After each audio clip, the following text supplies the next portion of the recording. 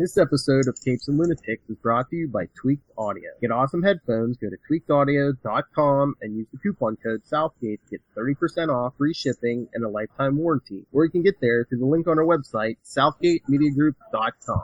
This is Lil Hellfire, and you're listening to the Capes and Lunatics podcast. Fight me, nerd! I must have a cold. Here the line fades to nothing at all. This is a world of Capes and Lunatics. And it's off limits. I don't know how to tell you what's going on here now. Send help. Charlie Esser's in a war with Peter David. I don't even know. Peter David doesn't even know. Yeah. The best kind of war, when they don't know you're about to attack. Lilith's on the cell phone from the back of the strip club or something. I don't know. Throwing those quarters. I don't know. It's Friday night. Got a full agenda. Let's get to it. Capes and Lunatics, episode 113 starts right now. Yes, well, if I'm petty. Petty Perich. Welcome to the Capes and Lunatics. I am Phil, and joining me as always, as I mentioned, that cool guy from New Jersey, because the air conditioning's on. That would be me, Charlie, the not a dumbass professor, Esser. And coming from us from an undisclosed location in Florida is... Hey y'all, it's Lil Hellfire. She's packing for a big trip next week. Yeah, and I'm sick. Oh, why are you always, every time you go to Comic-Con, you're either sick or you got a broken appendage or something? I know, it's because 2020 is my last year. I'm done with the bad luck of Comic-Con. I'm done. What do you mean, this last year you're ever going? Yep. Sure. You said that other years. I mean it this time.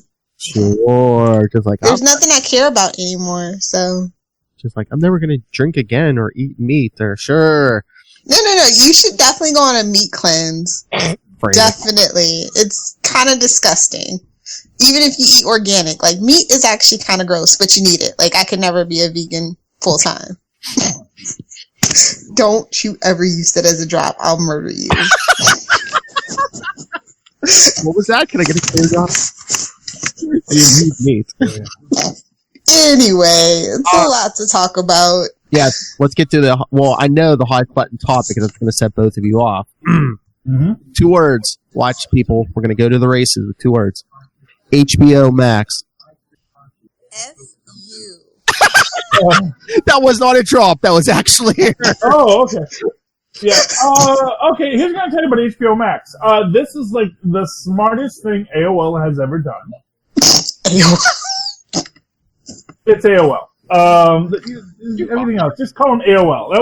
That way no one has to fight. Is it AT&T, Time Warner, AT&T? It's AOL. That way nobody gets top billing. Lil's calling them A-holes. Yeah, I was going to say.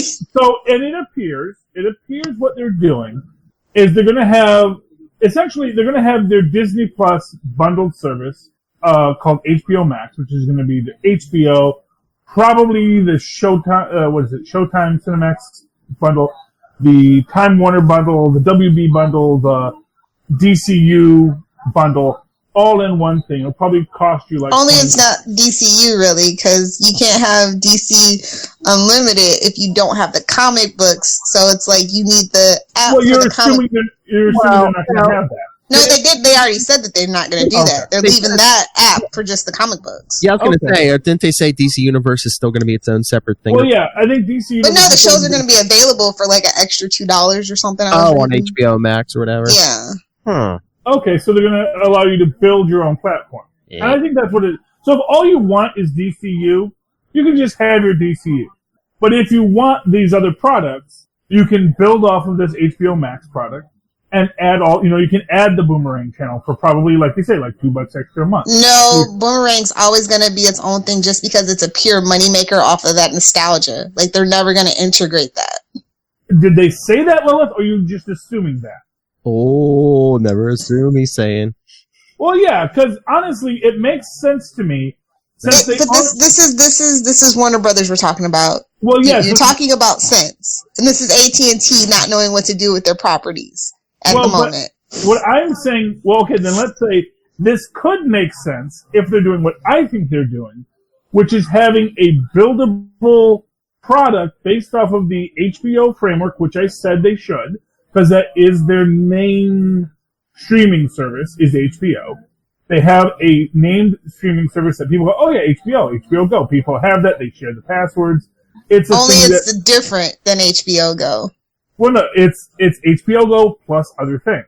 Yeah. That's why it's HBO Max. There's also an HBO Now, and there's a couple other different variations. Exactly, and they all suck. Well, I'm not going to go into that. I'm going to say that they have a streaming platform, and they're building off of it. And the idea that you can then add in, okay, I want to add into my HBO Max bundle the DC, the Berlanti-verse and DC, and I can pick these things. I can add the Cartoon Network. I don't have to pay for Cartoon Network if I don't want it. If I don't have kids, and I have no interest in watching Old Kids Next Door episodes, I don't have to add it. I can just say, no, I just want the DC stuff and, the Dragon's Boob Show. And then the Dragon's Boob, what? The Dragon's Boob Show. The only thing I think the only thing they have going for them that Disney Plus is going to have is like you can pick your tiers and stuff. So I think the thing that's going to make or break this is price. Like if you only pick, Disney Plus is going to be what, $6.99? Yeah. So starting price. Yeah. But I'm just saying that's obviously going to go up. So the HBO Max, say you only pick one or two, tier with only one or two things on it. It's still like at $16 starting, right? What, HBO? Isn't that what I read? I don't know. I didn't see in the price, but yeah, I heard it was like starting at 16. They need to come in low, especially if you're only doing like a low tier with because that's the only thing they have going for them, to compete with Disney is like you can pick your package. They should just leave HBO alone because that's their premium brand. You really don't want to mess with your premium brand. They should have done the Warner Media app. Just flat the frick out. Like I don't know. It's a mess over there. They should have included everything and at least charge what Disney Plus is charging, if not less. And they may not be in a position to do that. Yeah, they can't. Disney is doing Disney Plus as a loss leader. They're gonna lose money. They're doing the Netflix model, yes. Yeah, you're gonna lose money because in the long run, you got to build brand loyalty. Yeah, because they can do like what Netflix is doing now. Yeah. Like every year or two, they raise another $1, another $1.50, another $2. Yeah, but all those Marvel original series like Loki and Cap and Falcon or Cap and Bucky and WandaVision, they're like Agents of S.H.I.E.L.D. They're advertisements is going to drive people to the movies. But are they? Because that whole phase of everything is kind of like at a close. So is it really an advertisement? No, it's first off, obviously. Okay, Lilith, nothing is closed. Really, nothing is closed. For goodness sake, they're paying money to bring Tom Hiddleston back as Loki. They killed the guy, and he's not even close. But he's a trickster. And it's a comic book. I get what you're saying, but like, who's really clamoring for Scarlet Witch Vision? Well, I think out there. It depends on the story they tell. And as we saw in Endgame, Scarlet Witch has mad superpowers. Is on par, if not greater than Captain Marvel. With her superpowers, because she has her Mind Stone powers. And I think that there is a real strong possibility that this is going to be dealing with the horrors of the mind kind of concept, and this is going to be their horror movie platform. This is going to be their American Horror Story. And I think they even said that Chris Evans is coming back for that animated What If series, at least, I'm sure at least an episode. But he can have a damn hamburger now. He's just doing voice work. Yeah. Oh, and I'll tell you what, he's going to be champing at the bit to be Old Man Cap, and for movies for years to come. He's going to be the new Stan Lee. He's going to be dropping cameos everywhere. Yeah. Yeah, he's going to be the Comte de Saint-Germain. Comte de Saint-Germain. Well, hey, half the Chris's found a way to eat a cheeseburger now. Evans is an old man, and Hemsworth is just yeah. Well, they actually all still work in other movies too. So but they don't need to be like that superhero. I mean, Men in Black International. He was wearing a black suit the whole time. that hides some flaws. Oh, he didn't. I don't know. I didn't watch it. No one did. Evidently. Sorry, Valkyrie and Thor. He must not have gotten shirtless because no one went to see it. Yeah. Well, you know what it is, and I mean, honestly, I probably would have if I was in the better state financially, because I like the Men in Black series, and I certainly love Chris. Hemsworth.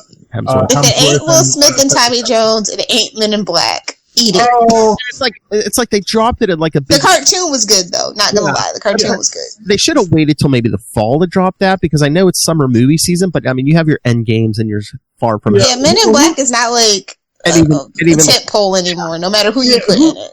Who's Men in Black? That's not Disney, is it?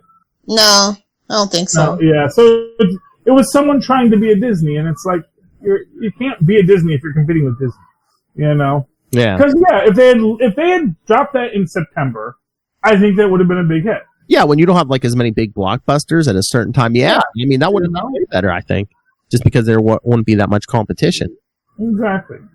No, but speaking of Men in Black, we should pour it out for Rip Torn. Oh yeah. Yeah, he died again, as the Mandela Effect community has said. I knew he's been sick for a while because he did have that stroke, and that's when they wrote him out of 30 Rock because of that. You know? And you know, it's sort of like, you know, and you know, when you're an actor like that, and you have that moment that sort of takes you out of it, you kind of fade out, and then people do think you just died, but you know, he actually had not died yet. He, you know, despite being frozen in carbonite at the in 30 Rock, which was honestly my favorite part of 30 Rock was just, you know, Rip Torn and what's his name, Alec Baldwin, and their little the 1% world, and like, you know, the differences. You know, it sort of reminds me of when Homer went to Hollywood and he pitches Ron Howard on his script, and he says, you know, and his kid is saying, "Daddy, we got to get to the zoo." He says, "Oh, you go to the zoo just like normal people?" He says, "Well, no, we go to a special zoo." And his kids say, "Come on, the Phantasopotamus only sings for a half hour." You know, I love that kind of absurd humor. It's funny to me. But yeah, but Rip Torn has passed, and we're not hosting an intergalactic kegger.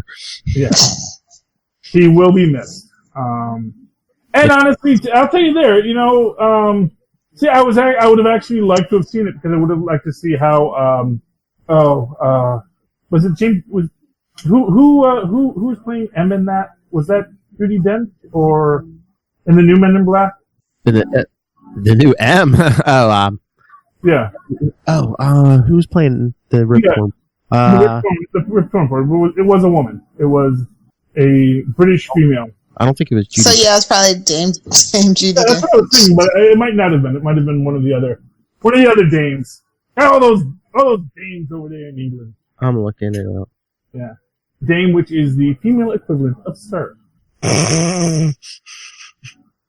For those who did not know, that's why, you know, when you get knighted, if you're a female and you are knighted, you become a dame.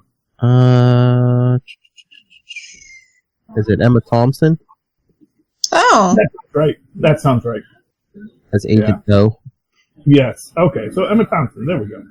Yeah, I would have loved to have seen her in that. I would have loved to have seen that, but not, and I'll see it when it's on Netflix, you know? I mean, that I think is always your biggest problem. I don't even think anything's coming to Netflix anymore. I think whatever company owns it, look for it on that app.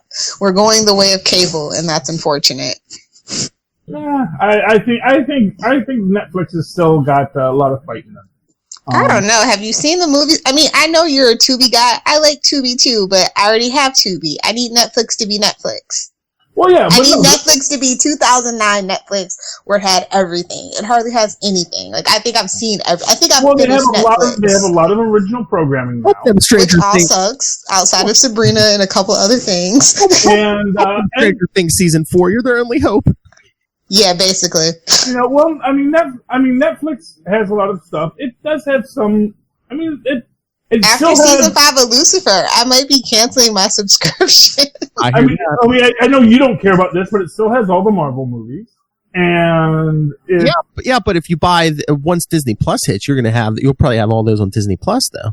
Yeah, but I think that they're going to be second run to Netflix.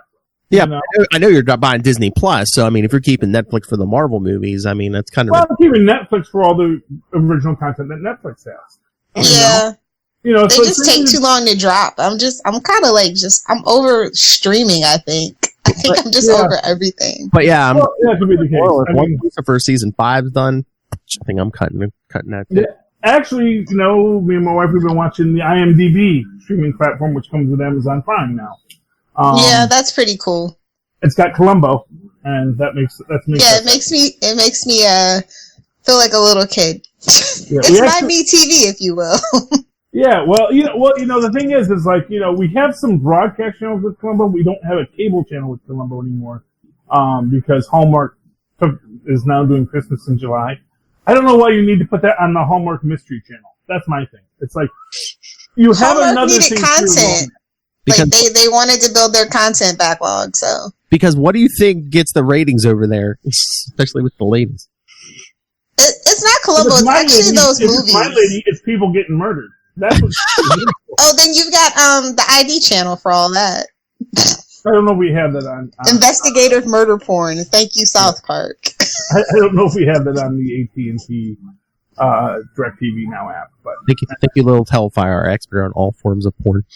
Yeah, and like I said, that credit goes to South Park, but it's so true. But you know, I mean, the good news is that the streaming platform is pretty broad now, and there are a lot of platforms. And if you have a Fire Stick or an Apple TV or a Roku or whatever, you know, they'll help you, or Google TV or whatever. They will. Definitely not Apple TV. Apple TV sucks. Okay, I don't know. I'm just assuming. I don't own Apple products. That is a conscious choice on my part. Samesies. You know, although I did register for the Apple products that are in the Prime Day giveaway. So I may wind up winning one. So if I win an Apple product, I'll tell you. No, you're going to get a barrel of lube. Everybody knows that is what you get on Amazon Prime Day. Okay, well. You don't know that meme? Oh, you haven't been rolling with Amazon that long. I've been here since the first Prime Day. The only thing I want to buy on Prime Day is 5 Nights at Freddy's toys for Tristan. Because he was very upset at the markup on 5 Nights at Freddy's toys. At Hot Topic? No, on Amazon. Oh. You know, because it's like right now we're in between the side, and I told him there'll be a whole new run of 5 Nights at Freddy toys come Christmas, but he's like, no, I want the first edition. It's like, well, you know, he wants the Series 1 toys, but, you know, that's not how it works, you know. Yeah. All right, I got something else. What else are you going to piss me off with now, Philip? Oh, did you see that announcement? Was it from Todd Phillips, the director of the Joker movie, that the Joker movie is not going to follow the comics? You know, it's not going to. I already told you guys this. I know. It's weird. Sorry. But I mean, that works so well for the Catwoman movie. Well, it's stupid. Nobody's going to like this except for people that don't like DC. If you can find the script, the final script that's out there, it's weird. I mean, any product they make into a movie or a show or anything, it's like, I know you want to make it kind of different than the source material, but to say you're going to, I mean, if you can... It's completely off. It's bonkers, and it doesn't work for me. This is not what people want from Joker. I'm sorry. It's just not. If you completely stray from the source material, is it the same character? Well, I mean, okay, so first off, I kind of have this weird feeling that it's basically a remake of The King of Comedy, because I see that Robert De Niro is in this hosting some sort of Tonight Show. I hear things. And if you've ever seen The King of Comedy, the basic idea is Robert De Niro, in classic, Robert De Niro fashion, taxi driver fashion, kidnaps Jerry Lewis so he can take over his show. So I do wonder if this is basically... No, it's not. It's not at all. Okay. It's literally like, hey, Joker's one of our most popular properties. Let's ruin it like we did everything else. Well, I mean, can you ruin a Joker origin story? Yes, you can, and this movie will. Okay. Oh, did Okay. you? Oh, and did you see they're milking the Joker for all he's worth the next couple months? Yeah. All While they can, before they completely ruin him and people get pissed off. I get it. I get it. Because, let's see, they announced that John Carpenter's doing a Joker one-shot that comes out October 9th. Of course. And then, July 24th, so what was that, like 2 weeks, the same time Joker's going to be in Detective Comics 1008, you also get the beginning of that Curse of the White Knight, which of course is going to be, have a lot of Joker. Then, September 25th, you're going to get Harley #1, 3-issue miniseries from the under the Black Label. I guess it's gonna delve into Harley's origin, but there's gonna be a lot of her, like, I guess it's a flashback to when she's treating the Joker and stuff. Yeah. Do it while you can before you piss all your fans off. I get it. I'm not done. And then, starting October 2nd, another Black Label series. It's gonna be 9 issues. Joker, Harley Quinn, Criminal Insanity. And if that's not enough for you, then on October 30th, they're going to get the first of the 3-issue arc. Again, another Black Label series, Joker, Killer Smile. And I also saw that supposedly they're still waiting on that 3 Jokers miniseries, but they still haven't announced the date on that. It'll be the day after Doomsday Clock. So in the next like 3 or 4 months, you're getting like, just in the comics, you're getting like 1, 2, 3, 4, 5, like 5 or 6 like miniseries or one-shots. Yeah, they're gonna burn it out. They've already burnt the Joker out. Can I get the Riddler? They have not got there yet, dear. Well, I mean, that's the thing.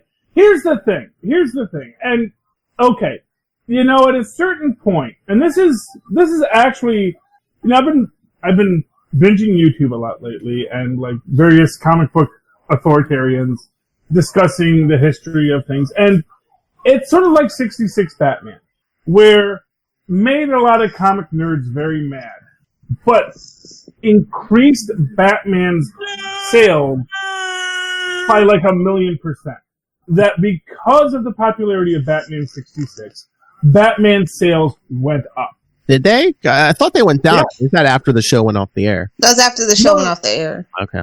Yeah. Well, because they tried to imitate it, and people were like, okay, it's one thing for the TV show, but yeah, it's like a whole thing. That's when Denny and Newham taking Bark again, yeah. Yeah. Well, not for nothing. Batman was a little loopy, was pretty the loopy. early Batman was definitely loopy, but it was when it was more pulpy, and then when we turned away from that pulpy trend, they didn't really know what to do. But the 50s stuff was all that sci-fi stuff. And, I mean, I'm just saying, there's so many nerds that want to say, this is what Batman is supposed to be, as if Batman or the Joker could be one thing. Well, the Joker definitely ain't what the movie wants it to be. So you'll see what I mean. Here's what I'm going to say. Heath Ledger's Joker is not the Joker from the comic. No. Of course not. No. And yet it is a definitive Joker ideal. A Joker that people look to and say, that is... it's a good performance in a world that Christopher Nolan set up for that particular Batman. Well, it's not has nothing to do with.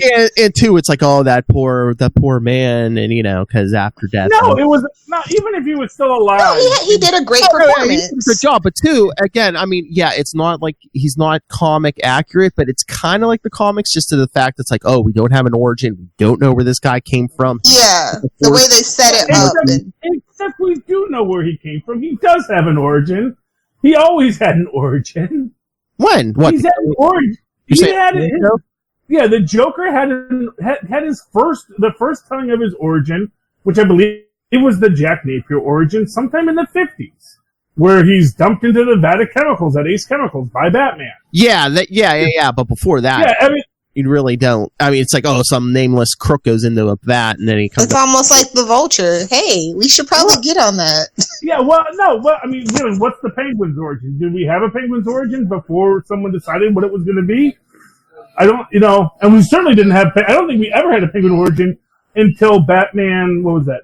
The one with the Happy Meal toys. Oh, Batman Returns. Batman Returns. They kind of did it in the comics, but he was just like, he had an overbearing mother and.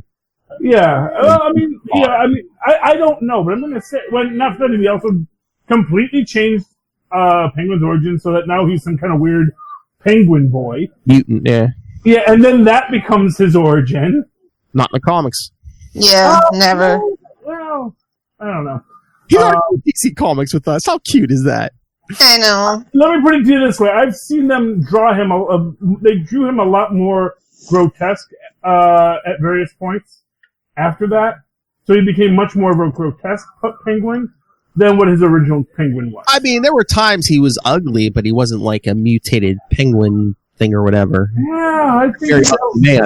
There are people that have webbed fingers and toes in this world. And then he figured out, hey, I'm kind of rich. I steal money from people. I can afford some plastic surgery. Yes, but I'm just saying, depending on the artist, sometimes they do get off on making him a grotesque. But like even in the Killing Joke, like, yeah, the Joker remembers his origin, but then he tells Batman at the end, he's like, yeah, I remember it one way one day, and then another day I remember it another way. If I have to have a past, I prefer multiple choice. Yeah, and so this is just one more multiple choice. But and that was technically an Elseworld story until it wasn't. So Yeah. But let's be honest here. When was the last time Lilith read a script she liked? I like the original Aquaman script before they fiddled with it.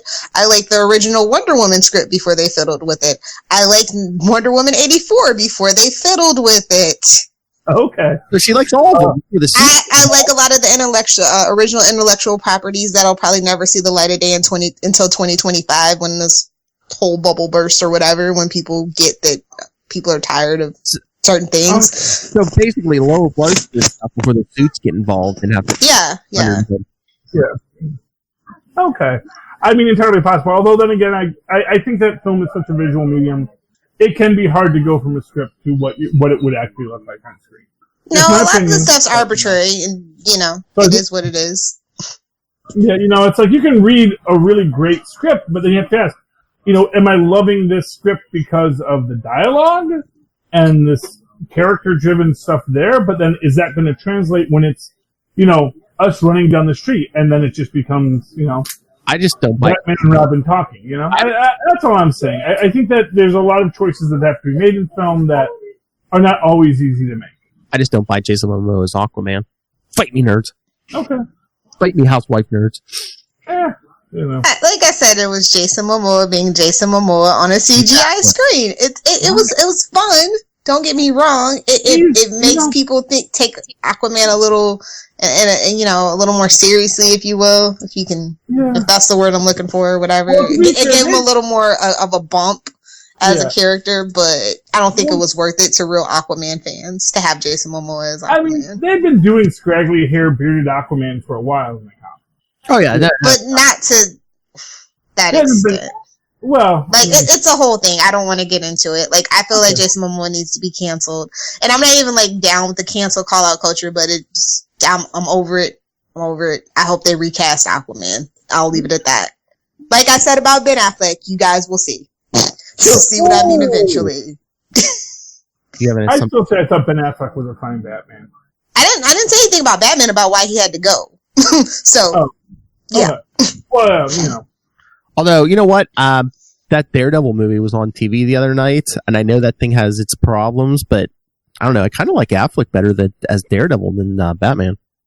Yeah. I definitely agree. My honest opinion about Daredevil is I actually think mostly they just really screwed it up with Bullseye. Yes. Yeah, Bullseye. I think Bullseye just really... Bullseye's the worst part. I think everything else, you're almost like, okay, yeah, and then Bullseye shows up with that stupid rubber tattoo on his forehead. And you're just like, oh, God. Bullseye, get it. Well, also just... It was the early 2000s. I get it. I know. But again, it's like they tried to force too much into this. You wanted to do Daredevil's origin. You had to have you had to bring in Elektra already. For your spinoff, though. Yeah, I know. At least they were thinking of female leads. Just saying. Yeah, just saying. But I mean, you should have waited till at least the second or third movie to kill off Elektra, but they couldn't wait. Yeah, I mean, you know what?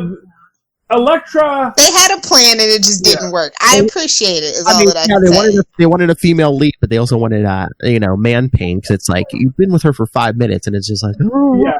They probably didn't need to kill her off. They actually should have had her not that soon. They should have just had them like be together and then break up. And I think man pain only works if your woman ends up in a refrigerator. Don't you know this, Charlie? And this except that things we're complaining about, so obviously it's not working. This would be my point, is that it was sarcasm, but whatever. But I mean, there was stuff in that movie that worked. Happy Hogan as Foggy Nelson, Michael Clark Duncan as the Kingpin. Rest his soul. I was like, that was an odd choice, but it worked. He was a good actor, and I mean, physically, he fit the bill. Oh, yeah. He really did. He was the Kingpin. I mean, he was as much the Kingpin in my mind as Vincent D'Onofrio. Mm-hmm. Yeah, for the story that they were telling, they both are like absolutely perfect. Oh, exactly. And Vincent D'Onofrio, he's like, I would love to be in Spider-Man. So. Well, I think I heard somewhere some podcast they were saying, Vincent D'Onofrio saying, everyone on the set, on that Daredevil series is ready to go. Disney Plus or whoever, we're ready to go. Well, and not for nothing, that ended 2018, which means 2020, which I don't think we're getting another Spider-Man film till then. Daredevil and Spider-Man Daredevil and Kingpin are going to be ready to go. And as people suggested, the last time Spider-Man got outed, they found another guy in red to jump around. Well, Peter Parker was like, "Oh, who is this guy? I don't know him." And we're in a world of Skrulls now, so it's like, oh yeah, well that's the thing. It's like you can, Peter can go around in the suit and just have Talos standing there as Peter Parker and be like, "Oh, yeah. Peter, what? Identity Crisis or Clone Wars, take your pick." Oh yeah, we could do Ben Reilly too. Yeah. I think that's something they want to tamper with. All you have to do is double Tom Holland on the screen, maybe dye his hair. Yeah, I guess so. I mean, they're getting their money's. I mean, they're paying Tom Holland anyway. Might as make him play two parts. Yeah, but you don't want to run into a situation that's like, no, I was in that film twice, so that counts as two of my 9 contracts. Oh, I'm sure Disney has ironclad contracts. I don't think they're going to run into that problem. You do what we say, or you disappear. Your career disappears. Yeah, pretty much. Not a monopoly yet. AOL is still out there. So, but the power of Spider-Man. Did you see what the number one selling comic of June was? Mm-mm. Black Cat #1. Really? Oh, good for Black Cat. Yeah. Wow. They said it was like a low month. I mean, they did lead it up with that damn arc, so I get it. Oh yeah, the arc, the never-ending arc. That arc in Amazing Spider-Man. Yeah. Yeah. Well, that will be interesting if they introduce Black Cat in the next Spider-Man film and actually create a nice little love triangle for Peter. Though, why all these women are after Tom Holland is a real question. Oh! But, Hey! It's like, that Tom Holland's there, Charlie Esser, Look. All I'm saying is, Grace Randolph was right. Mysterio is, I keep wanting to call him Mephisto. Mysterio is totally negging him at that last bit there. It's like, I give you 50-50. You're pretty awkward and, you look ridiculous. It's just totally doing that negative compliment kind of thing. Classic, pick-up artist style. But, he's not wrong. Tom Holland is a very awkward journey. Yeah, but you know what? We don't know how he's going to get all the chicks, Charlie Esther. It's like, hey, Tony Stark left you some magic glasses. What else did Tony Stark, the billionaire, leave you? That really assumes women are purchasable objects, Philip, and that's very... No. In the MCU, not too many are... Even in life, there are women like that, Charlie Esser, who are gold diggers. I know. Woman, but and Felicia Hardy might be one. Maybe. Or maybe she thinks, maybe now he has money that I can, or something of value I can steal, because she is a thief. Yeah. Of course, she'll have to have a younger Felicia. Although, like I said, they're only going to be 18 in the next one. Well, think about it. You have an 18-year-old Tom Holland, so you have like a 21-year-old Felicia Hardy come in and like seduce him or try to seduce him, I don't think Pete's going to fall for that. He's got his Peter tingle to solve those. Booze and marijuana. Oh, we know Lilith Hellfire's secret formula now. Yeah, well, Wait, Beth, what is Peter Tingle? Lilith Hellfire's witchcraft, booze and marijuana. Into the corner. Anyway, Hey, it's good for your cataract. Shut up. the booze or the marijuana? and your Both. There you go. and your glaucoma, huh, Lil? Yep. And your anxiety, huh? Exactly. It's perfect. All right. So what else, Jeff? Should we get to some comics? Sure.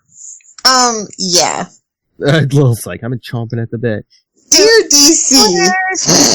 Oh, yes. Okay, seriously, don't be mad at me. I kind of like Batman Universe #1. I kind of want Bendis to write Batman and somebody else to take over for Superman. I think it would be a fair swap.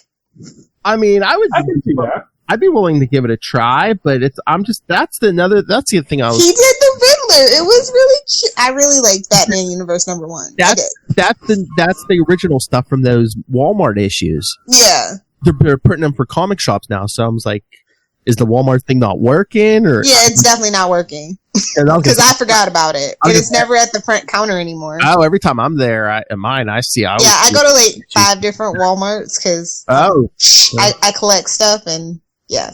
So yeah, in my area in Florida, they're never near the front. They're in the like back. And not even by like the toys or like the books. It's like a really weird location. Yeah, there's like in mine, there's a section in the front where they have like all the trading cards and stuff. And yeah, it's like sitting there.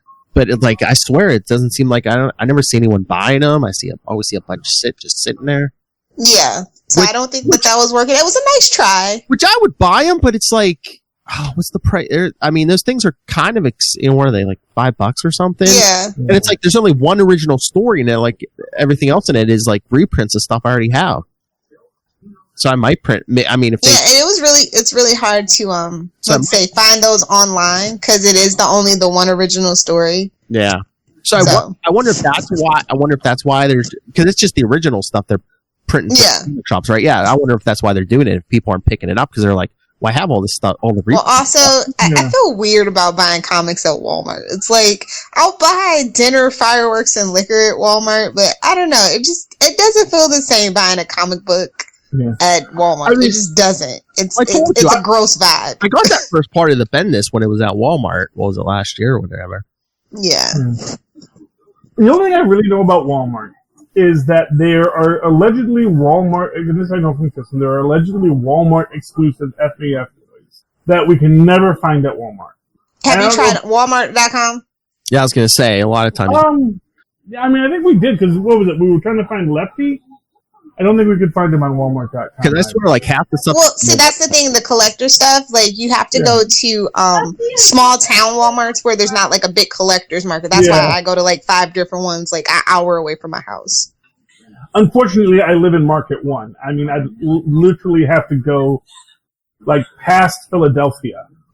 I have to go to a Walmart between Philadelphia and Pittsburgh to get to one without... So the road trip in September, it'll pan out for you. If I could find Tristan a Lefty, he'd be really excited. Nice. Yes. September? I thought it was August. We're doing September now? Lilith is coming in September now. Oh, okay. I know, crazy. Yeah, I'm sorry. Work. Well, you know what? With any luck, I'll have a job and maybe even time off right now. I was going to say, yeah, Lilith has this strange thing, Charlie has her. It's called a job.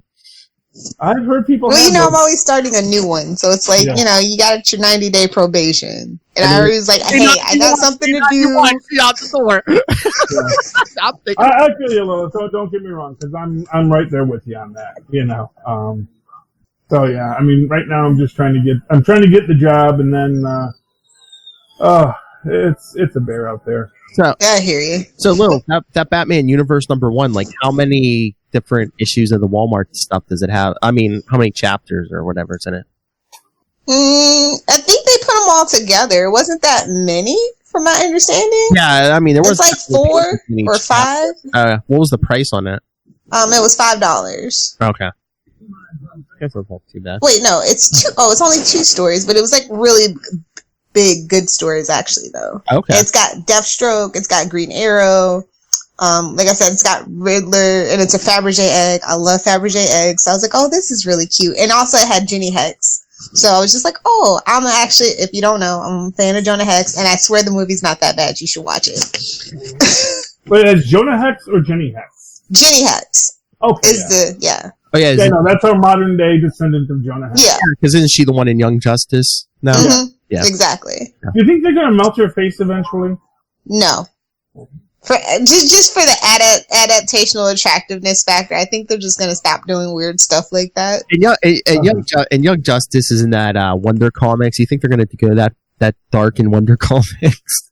If you can get Thunderlust, maybe. I don't know. Yeah, I don't know, man. Yeah, That's sex. You can do some crazy stuff there. Speaking of Wonder Comics, did anyone else read Naomi this week? I was gonna say, yeah, I enjoyed number 6. Right? That's what we're on. Yeah, this is number 6. This sort of completes our Naomi origin story. Yeah, because then are they taking a break or something? So I thought they said it's like, oh, this is the wrap up of like season 1 or whatever. Well, I mean, it's definitely the wrap. I don't know if I would assume there's another one next month. I mean, this is a very. Well, that was just the blurb that it's the end of the so-called first season. Okay. Yeah. Well, yeah. You know, comic books don't take the summer off, though. I don't know if this. I mean, when you're trying to do something different and maybe you need to do marketing or hype, you might take a few issues off. Or you might just lie, like Walking Dead, # still bitter, but it's still a great story, pick it up. Yes. But, no, and I really love the art in this. I really think the art is very well done. That's my opinion. Yeah, Jamal Campbell is definitely a great factor in this book, along with David Walker and Bendis. And I gotta say, our evil guy, I really like him as a villain. Get David Walker on the phone. You know, because he is in this spot where it's like almost, you know, I don't want to ruin this for you because I know what you're going through, and I want to make this special for you. And I know me and your parents, we had our things, but like, listen, we can, you know, this is actually kind of the coolest thing in the world, and it's interesting how it plays out. And she still, of course, has, and it makes me wonder, like, does she just have this youthful goodness that is eventually going to get ground down in the upcoming series? Although I do see that very much they have, like, she's got the golden squiggly lines, and he's got the black squiggly lines, and, you know. Like the color lightning on the Flash. Yeah, that's where they're the opposites, and, yeah, you know. What'd you think about the last name reveal? McDuffie. Yeah. You know, it makes sense. It looks like her mom's Irish, so, you know. Well, yeah, it was like, oh, because he passed away. That was so nice of them. I thought that was really cool. Yeah. And I maybe they're trying to hold up that ideal because she is a comic book character of color. She's an OC and all that stuff. I thought it was pretty neat. Yeah. No, and I thought that was very, very lovely. And I guess what's odd to me in that moment is I never realized we didn't know her last name until that moment. It's like Penny on Big Bang Theory. Yeah. We still never know, though. Yeah. But you have to figure that is her adoptive mom's last name. Because obviously her adoptive father is from another planet, probably isn't a McDuffie. Surprise! It's a Irish planet.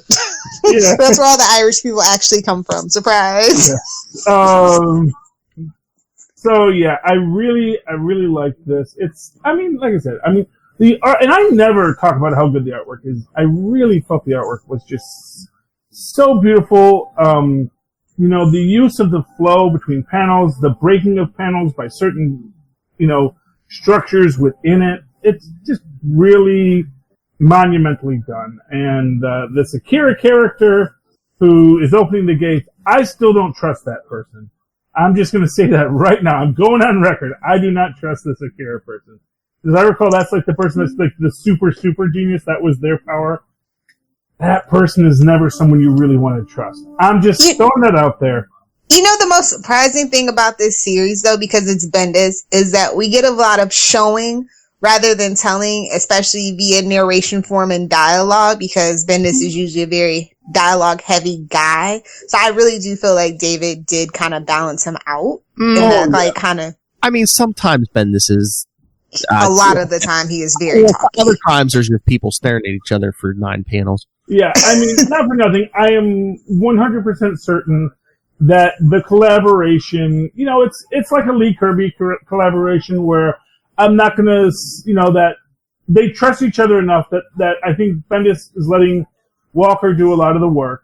And Bendis is coming there with his little Bendis-y polishes, and they go back and forth because they have a really great friendship and are telling a really wonderful story, So yeah, I really love the Naomi. I just wonder where they're going to put her now. I mean, she's free to make appearances throughout the DC world now because she's a fully fleshed out character. And, it was only a miniseries. I mean, to that extent, is it only a miniseries? Yeah, it's only a miniseries. This is the only 6 issues we're getting, but they're going to, I don't know if they're going to give her an ongoing or if they're going to put her somewhere I don't else. see that written anywhere on here. I mean, if she doesn't get Well, I know it's only 6 issues, so. That's what I was saying. But, I mean, if nowhere else, I mean, it's also a Wonder Comic. What about Young Justice? Well, yeah, I mean, not for nothing, if you look at the cover, Yeah. it is Are they her hinting at something, yeah. taking her place in the DC universe. And, of course, we do see Young Justice Mm-hmm. as their ads there, You want to with keep Jenny Hex. You want to keep it in their little pocket universe there, yeah. Yeah. Pocket universes, it's a thing now. Deal with it. Yeah, we got to keep your universes somewhere, one in a pocket. Superboy where he belongs. But Lilith, did you read Event Leviathan #2? No, because I don't care. Oh, well, I mean, everyone's trying to point the finger at Jason Todd as being a Leviathan. Y'all gonna leave my precious Jason alone, okay? I know. Leave him alone. And then Leviathan went to Plastic Man and basically knew everything about Plastic Man. But I have a very controversial... Wait, there's a lot to know about Plastic Man? Well, I'm he knew confused. the origin and even stuff from previous continuities and stuff. So now is he from... Everything counts. Everything matters. Buy our back catalog, please. But I have a very controversial theory about who Leviathan is. That's Gorman. No. Close, but no. No, because, they're like, his armor, what is his armor's ready, must be Jason Todd. No. I'm going to go with the red team. Think about it. Oh, well, I'll lay down the clues after I reveal. I believe Leviathan, and remember they mentioned Leviathan on the season finale of Supergirl. They could do it there, too. I believe Leviathan is Jimmy Olsen. Wait, do people care about Jimmy? I mean, I care about Jimmy Well, Olsen. well, that's what I'm saying. Maybe this story will make them care about Jimmy Olsen. Yeah, I'm going to support your theory here. I mean... Gingers need love, too. All right, think about this. No. Whoever's in the Leviathan armor overthrew Talia and took over that organization. Okay. On one of those first pages of Action Comics, who were they saying Jimmy was dating, supposedly? Talia. Okay. Oh. Can you see the ad for the upcoming Superman style Jimmy Olsen series? Yes. It's only because Lois got hers, too. They're trying a thing. They're doing a thing, a throwback thing. Or is it the road to Leviathan? Well, look at what it says. Take a bizarre tour of the underbelly of the... DC Universe. Mm-hmm. That's Destruction Hot Dogs. I think Philip may be onto this. Now, I'm still holding to my Gus Gorman theory. Leave your Gus Gorman on Supergirl. This ain't happening in the comics. Because they mentioned Leviathan on the season finale of Supergirl. There's a James Olsen over there. They could absolutely do this over there too. Well, okay, not for nothing. They mentioned Leviathan in Peggy Carter as well. So it is a blank name.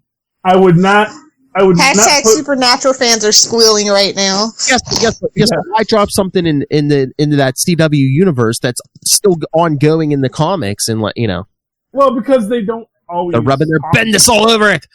Exactly, because it is Supergirl. She is a part of the Super family. Hey. And if you really want evidence that Jimmy Olsen has turned to the dark side, he feeds Superman a kryptonite hot dog. Dun, dun, dun. You sure that's just not Oliver's chili in that hot dog?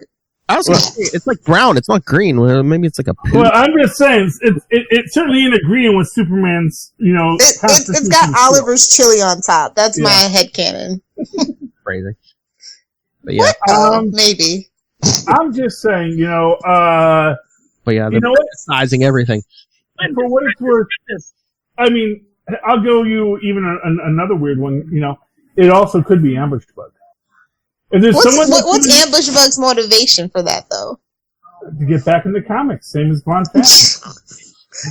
We're gonna rip Charlie Esser into DC Comics.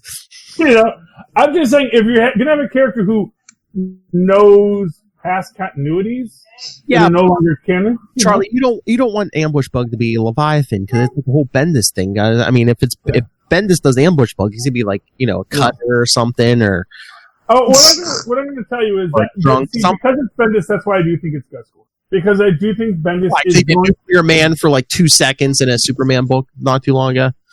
Well, because I think he wants to pull things from other. Oh, he's pulling all our things.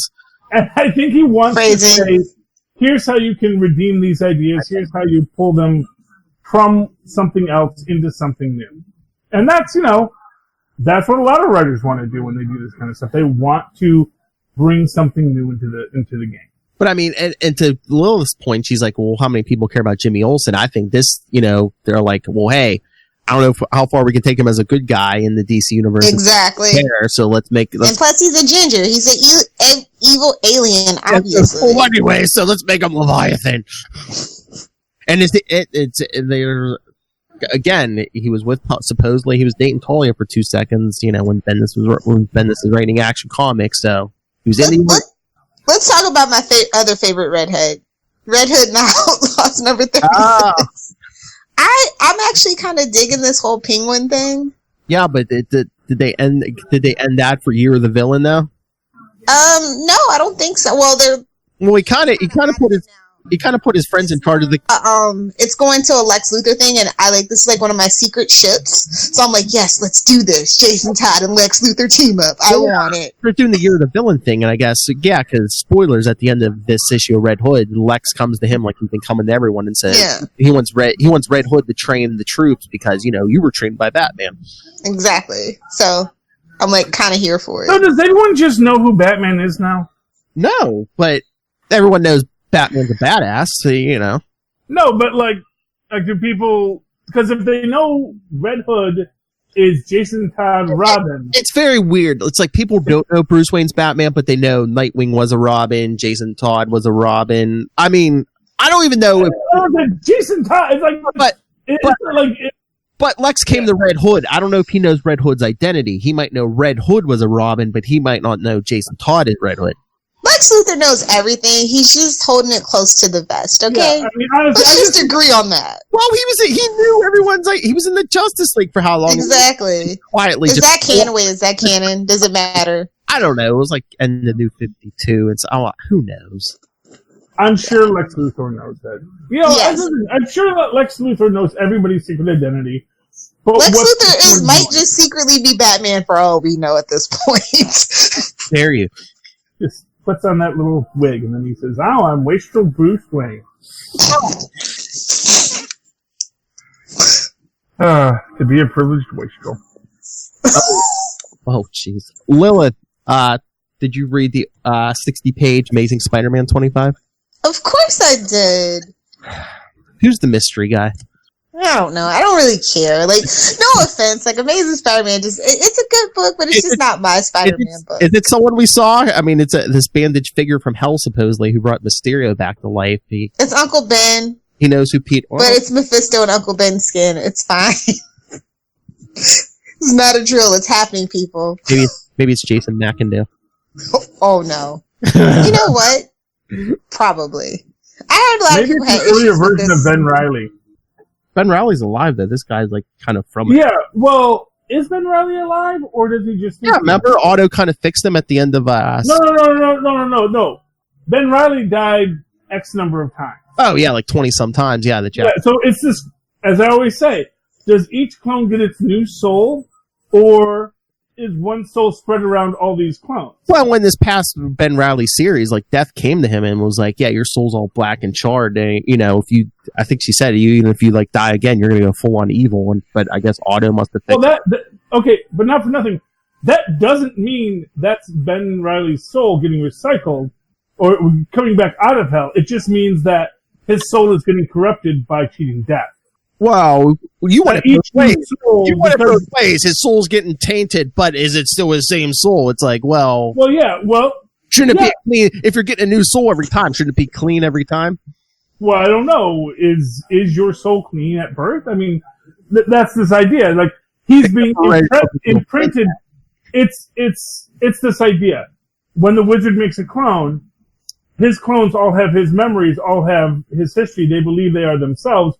They are, in their own ways, their own brand of evil. The wizard uses that junk Doctor Doom science. Come on. No, that is true. First off, the junk science is the Warren cloning. You know, 1940s technology. That's Doctor Doom, Outlaw Octavius.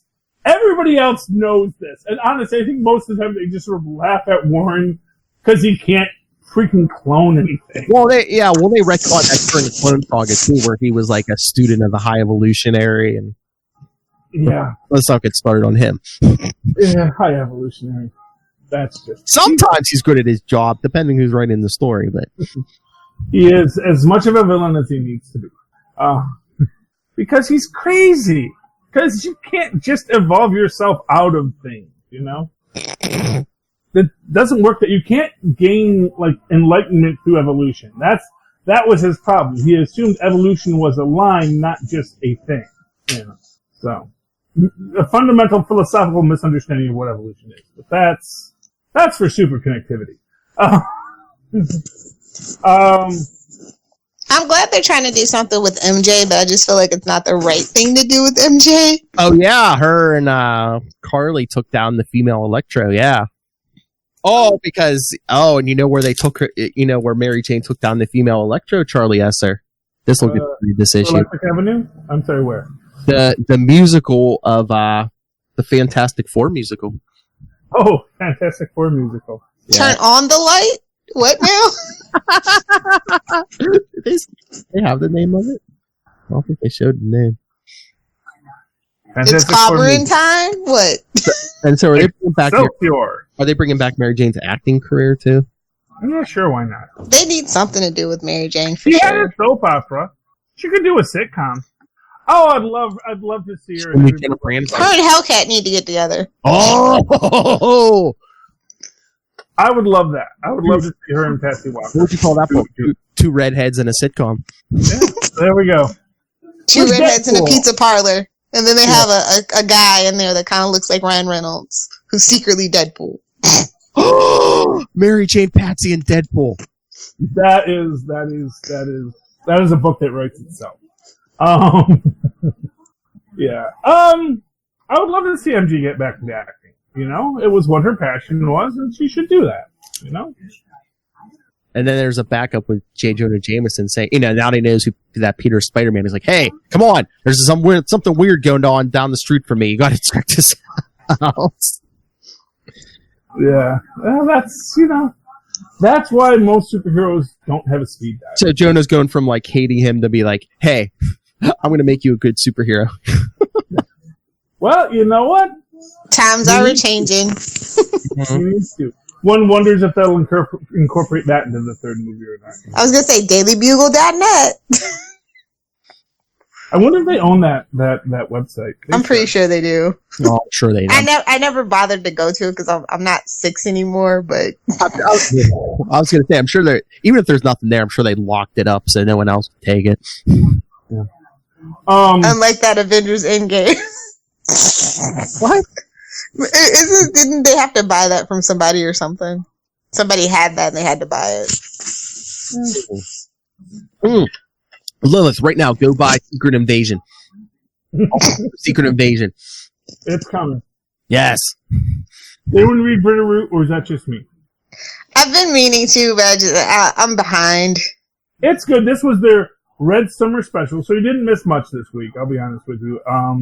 It's sort of, I mean, actually you did miss a little, because this is like the first time where they're introducing sort of the history of our characters, and we go all the way from, what is this? This starts in, I need better eyes.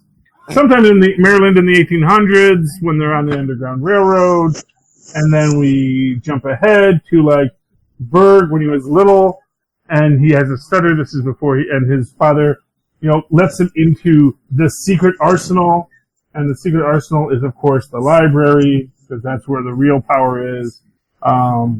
We catch up, in 1924 when our really BA guy here who just kills the Geno, does not or the Genu or whatever they call him, without caring, and he's driving back with his little redneck friend, and he gets his flashback where his wife gets killed and all this kind of stuff. There's just so much going on, but it really gives us a nice flesh out. But the really best part to me was, we do get our secret origin of our evil, well, not evil, but like the antagonist people who are fighting the monsters too, but they are monsters themselves. That was neat. But what was really great, and this was my thing that I loved, is you have Blink, and now we have this other girl who is from the Chinatown Monster Hunters, and they're like, because of course the girls aren't allowed to hunt the monsters, because that's men's work. This is still the 1920s. And they're breaking out to go kill monsters on their own. And she is talking about, connecting with the O'Reilly girls up in Boston, and Blink is like, no, we just need to keep it between us. We don't need to bring more people into this. But we do know that later they are going to, because we do see a flash of that, we do see that we are going to get some Irish monster hunters in here eventually. I don't see the ad for it here, but yeah, it's great. And we also see this like place in between worlds where that's sort of the purgatory area. They call it Bakra, and you get stuck there. It's kind of a timeless limbo where you fight monsters, but the monsters are coming in. That catches you up for what we saw at the end of last issue. This was the Red Summer Special. I don't know if it has. Looks like this is. I don't see a number on this, but it's the Red Summer Special, Bitterroot Red Summer Special, and it really catches you up. It was really good, $5.99, but worth every time. I do love Bitterroot. It is just such a good story, and it's just a great mythology that they're building out there, and definitely highly recommend people pick it up. There was 2 books I wanted to mention. Lilith, you read Young Justice #7? Yeah. So they're like lost in the multiverse. Yawn. Was that supposed to be the regular Kingdom Come universe, or? I don't know anymore. They fiddled with it so much that I don't know. I'm not sure anymore. It's like everyone seems so angry. Well, it's 2019, of course. I know. You revisit any universe. It's like when you go to the Old Man universe now. It's not really the Millar Old Man Logan universe. It's just another Old Man universe that has an Old Man Logan in it, Mm-hmm. Yeah. So Old Man Hawkeye, Old Man Quill, Old Man Logan, the ones that are in Marvel. I think it's kind of fun that it is Young Justice that's kind of like lost in the multiverse, because, Mm-hmm. And then Impulse made another Marvel joke. Did you see that? Yeah. What did he say? Well, he said, they're about to get hit with a giant purple hammer, and Impulse says, anything in like a big orange glove with jewels on it? So yeah. Infinity Gauntlet. Did you read Miles Morales 8? Yes, I did. It kind of halted the action, but I kind of like that it halted the action, I guess. Yeah, well, I wonder if it has anything to do with. I know they said he has a big anniversary issue coming up, and I think they said they're bringing back the Ultimate Universe somehow. Yeah, I read that too. So maybe that's what it's like. Yeah. Well, the Ultimate Universe never really disappeared. The whole issue is basically Miles is captured by, we don't know who, but it seems like it's almost like a computer runs something or other, is like testing his abilities or something. Yeah. Yeah. And you have to remember he's a kid, and it's like this it's a lot of tension. I thought that they built up the tension really well. Yeah. It makes sense. It's like if someone wants to study spider powers, who are you going to go after? Peter or Miles, who's a kid and has less experience. Wow. And it almost I don't know, maybe I was just reading into it, but maybe it just seemed to me as someone was like, let's compare this one with the other Spider-Man and see, what the difference. Exactly. Yeah. Well, for what it's worth, it's basic Marvel multiversal rules that you can't get rid of Infinity, Mm-hmm. You can maybe make it more difficult to get to those spots, but the spots always exist, you know. And, you know, I think one of the things with the Beyonders and, you know, the incursions and is that, you know, the Ultimate Universe, for the most part, except for maybe the main Ultimate Universe, really never got in contact with the Beyonders, so it did not need to be destroyed. But that infinite number of other Ultimate Universes still existed. Really, it becomes this idea of not so much destroying the multiverse, but just closing off a section that the Beyonders have been in contact with.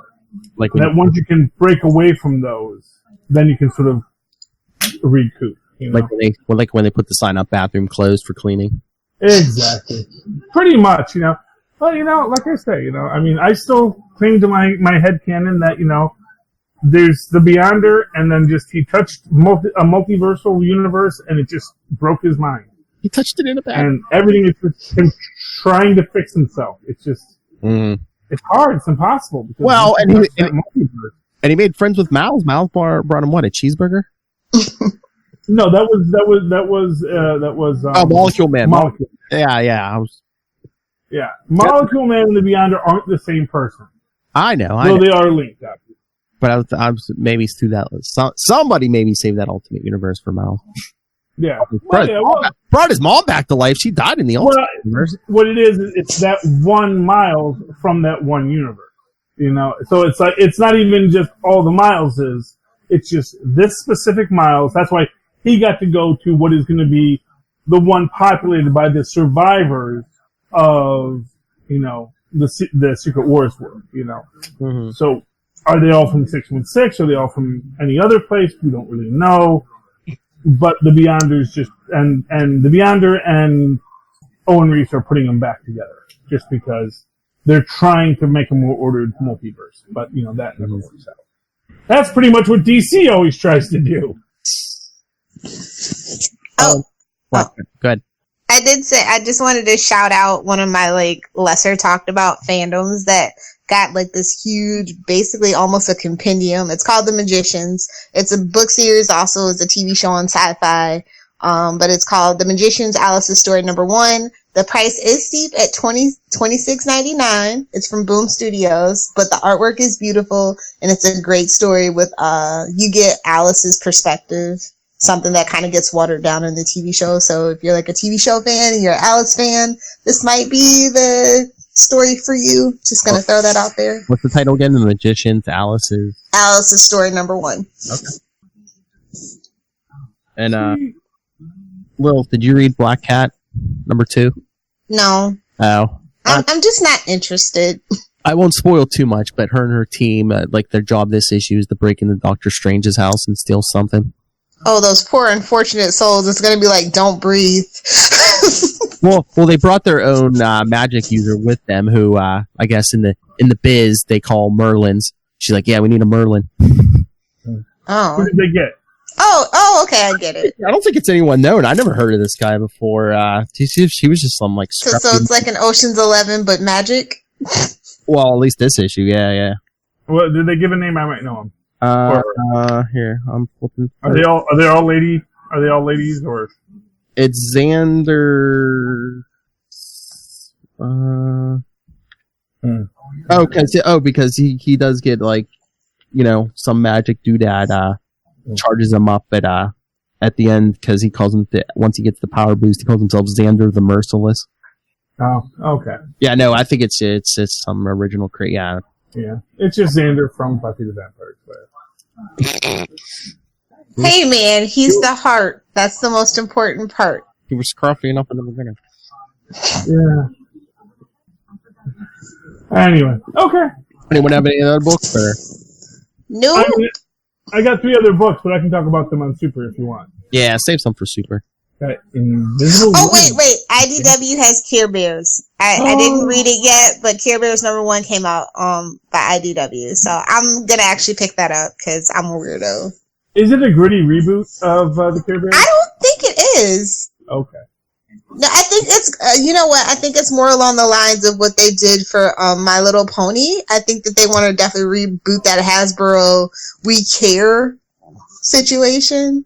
I feel like they did this once before, like 5 years ago, but I could be wrong. Lilith, just for me, it won't go anywhere else, please. I need a picture of you reading Care Bears in one hand and like a bottle of whatever you're drinking in the other. I mean, that pretty much sums up us millennials. We're trying to recapture our little childhoods. Oh my God. We can't do it, so we're drinking. That's the new internet. Millennials marry less and drink more. Always remember that. That's the perfect formula. We will break the internet with that meme. It's like millennials, just under the bottom, millennials. You just hold the Care Bears bottle. I just hope they do right by the Care Bear cousins. That's my only thing. I always feel that the Care Bear cousins... They did really great work for My Little Pony. Like, even though I don't agree with, like, what My Little Pony is right now, I still think that it's a pretty cool show with a lot of good messages. Well, the first couple of seasons now, it's kind of devolved into something weird, but... Oh, they have a new show? It's not new, but they kind of, like, rebooted it. Okay. Oh. Well, I know they did the Equestria Girls movies, so... Which weren't bad.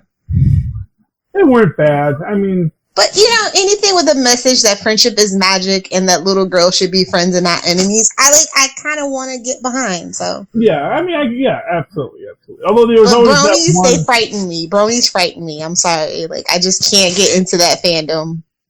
Bronies frighten everyone. I'm sorry. And I say that as a brony, so... except, like, I think that, you know, it's like there's two different... There are guys who like My Little Pony. And then there's guys that want to boop Little Ponies. That's a cartoon character, sir.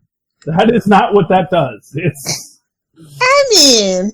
How dare you shame their orientation? That's not an orientation. I'm sorry. Give it time. It's not even classy like hentai. That's all I'm saying. You know what I'm saying? Here's the thing. The difference between an orientation and a fetish is an orientation is based on a relationship in which two sentient beings share a connection. Fetish is completely unrelated to the object's ability to consent or even exist. So that's the difference. For those wondering, so if is this an orientation or a fetish? That's the differentiation. You can, an orientation means myself and this other being are going to have a connection. A fetish is, I'm going to have something with this thing. That thing may be a person, it may not be a person. That is irrelevant because I'm not actually seeing that thing as a person. I'm seeing it as a thing. Alrighty. There you go. On that note, recording has started. Not yet. Couple minutes. All right. So we done? Yes. Okay. All right, everyone. Good news, bad news. Next week, we will not have Lil Hellfire because she will be in the bowels of Comic-Con, San Diego Comic-Con. Cry for me. Doing God knows what. No, cry for me. I hate crowds, I hate people, and I hate being touched. That's not what I heard. But yeah, I mean, people aren't just randomly touching each other. Well, it's very crowded, so people brush against you, and it's hot, it's sweaty. People in their gross little cosplays that are hot and sweaty. It's a nightmare for me, to be honest. Touching. She has to be drunk, Charlie. Hello. But anyway, as I was saying, the bad news is we will not have Lilith. The good news is we got a special guest to join us to fill in Lilith. He's going to wake up extra early or stay up extra late, however that works. That's right. Next week, Charlie and I will be recording at 8 a.m., so because it'll be late for this gentleman. Ray from Into the Night, the Moon Knight podcast, it'll be late for him. So there's like a 14-hour difference or something. All the way from Australia to talk Comic-Con news with us, and I said him and Charlie will get along because he is a big Marvel man, so. There we go. Obviously, he's a Moon Knight nerd. Yeah. Don't be hating. I'm not. Moon Knight, that's a special niche that I'm glad somebody's covering. Oh, his show is so funny because, he hates when people like try to compare Moon Knight to Batman. Like, if someone says Batman, he'll bleep it. It's funny. No, Moon Knight has superpowers. Not anymore. He used to have that werewolf, but, he got bit by a werewolf, but that kind of wore off. No. Moon would have superhuman strength and invulnerability based on the phase of the moon. This was in the 80s. Yeah, I know. And he would actually be a class, and during a full moon, he was like class 100 strength. And actually, that's still a superpower he has, because clearly he still has the ability to, through belief, have power. Well, now he just has crazy strength, because... that is actually the most powerful strength. Oh, yeah. You know, Moon Knight, saying Moon Knight doesn't have superpowers is... Well, yeah. You can discuss it with Ray next week. Yeah, superpowers. Make a note. All right. All right, everyone. So send us your thoughts. And if you see Comic-Con news next week, send it to us before Saturday morning. We'll discuss it. capesandlunatics@gmail.com, facebook.com/capesandlunatics, @capeslunatics on Twitter, Capes and Lunatics on Instagram. The voicemail, 614-382-2737. That's 614-38-CAPES. And just like the Joker, it has no origin. Work in progress, capesandlunatics.org. All right. Lilith? You nerds want to find me on the internet. I'm on Twitter @LilithHellfire. And just for my sidekicks and Capes and Lunatics peeps over on the gram, you can find me via LilithHellfire69. I'm too drunk for this. All right, Charlie Esser.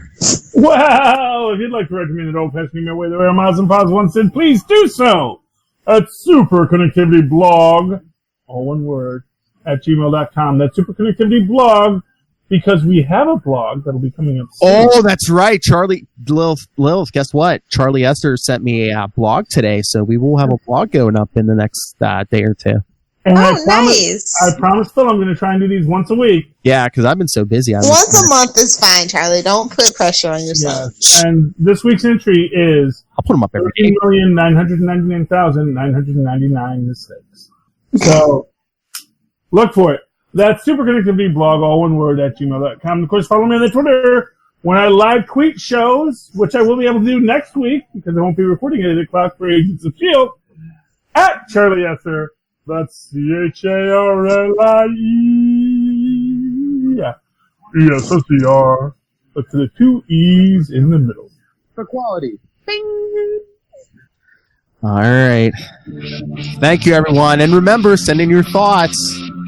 Send in your questions. If you have burning questions about Australia, we can answer them next week. Did the dingo really eat your baby? No, she murdered her child. We all know this. I know. You know, there's questions about If the that. dingo does not fit, you must have quit. Yeah, don't blame the dingoes. Dingoes are sweet. Dingoes are wild animals, Lois, and thinking any wild animal is sweet. That's how people get rabies, because they say, "Oh, look at the little raccoon." Yeah, now you have rabies. Look at the little trash panda. Yes. Rocket? They're all wild people. They're all fuzzy rats. I get it, Charlie. That's why we need more wolves. Let them run through Staten Island. That'll solve your deer problem. Wow.